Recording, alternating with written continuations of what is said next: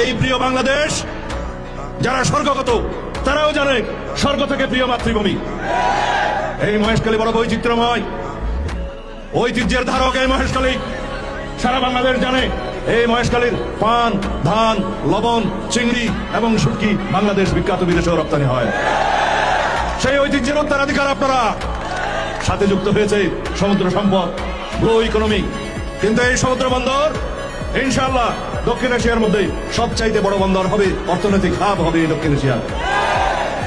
আমরা যেই মহেশখালীকে নিয়ে স্বপ্ন দেখতাম, যেই কুতুবদিয়াকে নিয়ে স্বপ্ন দেখতাম, যে কক্সবাজারের পানি, সমুদ্র, পর্যটনকে দিয়ে স্বপ্ন দেখতাম, সেই স্বপ্ন পরিপূরণ হবে ইনশাআল্লাহ শতভাগ।